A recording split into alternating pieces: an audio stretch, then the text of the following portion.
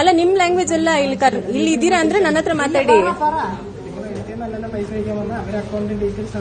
ಅದನ್ನೇ പറഞ്ഞു കൊടുക്കുന്ന ಬಟ್ ಅರ್ಥನೇ ಆಗ್ತಿಲ್ಲ ಅಂದ್ಮೇಲೆ ಹೆಂಗ್ ಸೇರ್ ತಗೊಂಡ್ ಬಂದು ಕೂರಿಸ್ತೀರಾ? ಅಲ್ಲಲ್ಲ ಅವ್ರಿಗೆ ನಾನು ಕನ್ನಡದಲ್ಲಿ ಹೇಳ್ತಿರೋದೇ ಅರ್ಥ ಆಗ್ತಿಲ್ಲ ಅಂದ್ರೆ ಇವ್ರಿಗೆ ಏನು ಕೂರಿಸ್ತೀರಾ ಇಲ್ಲಿ ಅಂತ ಗೊತ್ತಾಗ್ತಿಲ್ಲ.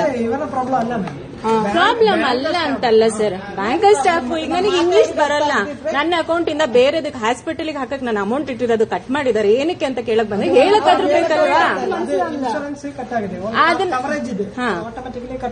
ಅದು ಅವ್ರು ಯಾವ ರೀತಿ ನನ್ನ ಹತ್ರ ಮಾತಾಡೋದು? ಮುಖ ಉರಿಸ್ಕೊಂಡು ಹಿಂಗ್ ಅಂತ ಮಾತಾಡಿದ್ರೆ ನಾನೇನು ಅವ್ರ ಮನೆಗೆ ಬಂದಿದ್ದೀನ ಸರ್?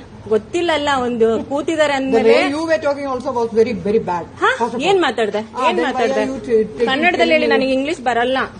ಕನ್ನಡದಲ್ಲಿ ನೋ ನನಗೆ ಗೊತ್ತಿಲ್ಲ, ಹೇಳಿ. ನಾವು ಮಾತಾಡಿದ್ರೆ ಏನ್ ಮಾತಾಡ್ದೆ ಮೇಡಮ್ ನಿಮ್ಮ ಹತ್ರ? ನಾನು ಅಲ್ಲ, ನಿಮ್ಮ ಹತ್ರ ನಾನು ಏನ್ ಮಾತಾಡ್ದೆ?